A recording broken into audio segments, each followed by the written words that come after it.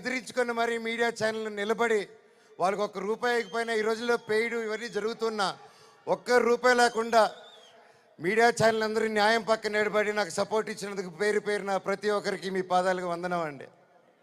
అలాగే social media అనేది వచ్చింది ఈ గ్యాప్లో.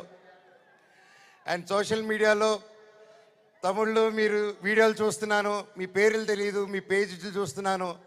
అమ్మ పెద్దవాళ్ళు ప్రతి ఒక్కరు నేనెవరో తెలియదు, మీకు ఆ పర్సనల్ తెలియదు.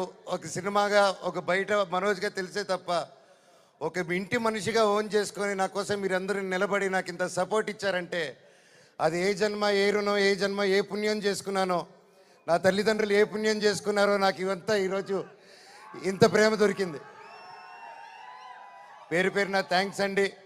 మీకు తెలుసు సోషల్ మీడియా, మీరు ఏదైనా ఒక తప్పుగా వేస్తే మీ మీద రప్ప స్ట్రైకులు పడిపోతాయి, మీ ఛానల్ను మూసేస్తారు, బెదిరింపు ఈమెయిల్లు వస్తాయి.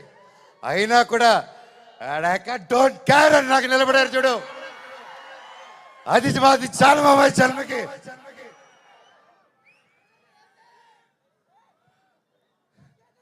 ఇన్నాళ్ళ తర్వాత భైరవం అనే సినిమా ఈరోజు తీసి షూటింగ్ చేసి గొప్పగా ఈరోజు సెలబ్రేట్ చేసుకుంటున్నాం అంటే దానికి ఇక్కడ నిలబడిన ప్రతి ఒక్కరూ కారణం.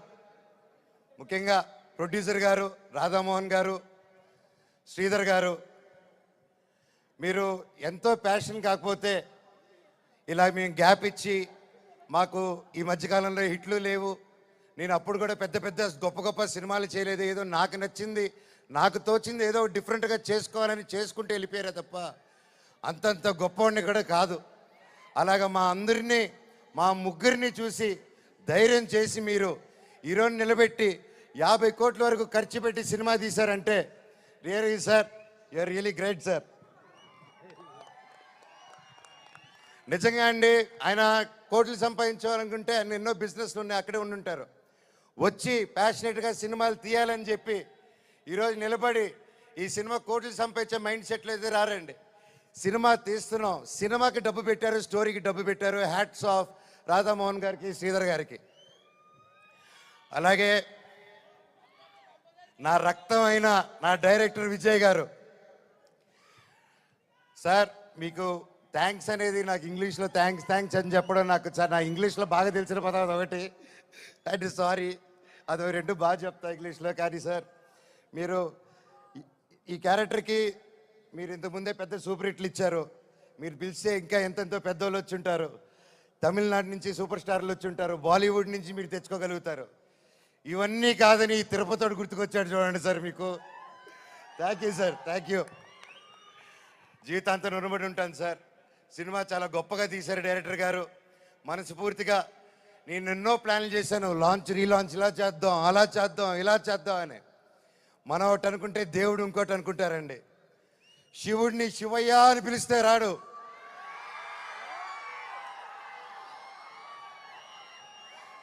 శివుడిని మనసారా తలుచుకుంటే ఇలాగా మా డైరెక్టర్ గారి రూపంలోనో, ప్రొడ్యూసర్ గారి రూపంలోనో, మీ అందరి రూపంలోనో వచ్చేదే శివుడు.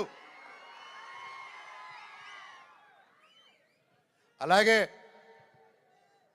బెల్లంకొండ సాయి శ్రీనివాస్ తమ్ముడు, నీతో ప్రతిసారి చాలా ఫన్ మూమెంట్స్, చాలా సరదాగా ఫన్ కామెడీ చేసుకుంటూ ఉంటాం. It was great fun moments. ఎప్పుడు అనిపిస్తుంటుంది నాకు ఒక తమ్ముడు కావాలని, తమ్ముడు ఉంటే ఎలా ఉంటుందని చెప్పేసి.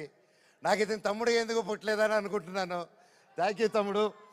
లైఫ్లో నీకు ఒక అన్నగా, ఎప్పుడు అండగా, తోడుగా, చీటికేస్తే నీ ముందు ఇవ్వాలి, ఇలాగే ఎప్పుడు మనవచ్చు ఉంటాడు నీకు. బాబాయ్ నీ గురించి ఏం చెప్పాలి బాబాయ్?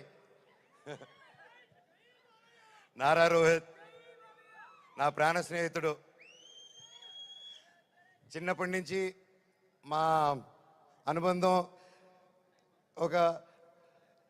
ఒక ఫ్యామిలీగాను, ఒక ఫ్రెండ్గాను అలా మా లైఫ్ అలా కొనసాగుతుంది. అలాగే ఒక ముఖ్యమైన విషయం ఏంటంటే 2016లో 2016లో ఒక్కడు మిగిలాడని సినిమా తీశాను. ఆ సినిమా తీసినప్పుడు వాయిస్, అదే నా లాస్ట్ సినిమా ఈ 9 years బ్యాక్. ఆ సినిమాలో వాయిస్ ఓవర్ ఇచ్చింది నారా రోహిత్ గారు. మళ్ళీ అప్పుడు ఆపాను, మళ్ళీ తిరిగి వస్తుంటే మళ్ళీ నా జీవితం నారా రోహిత్ గారితోనే మొదలైంది. ఇదంతా అంతే. సో ప్రతి ఒక్కరికి పేరు పేరున అండ్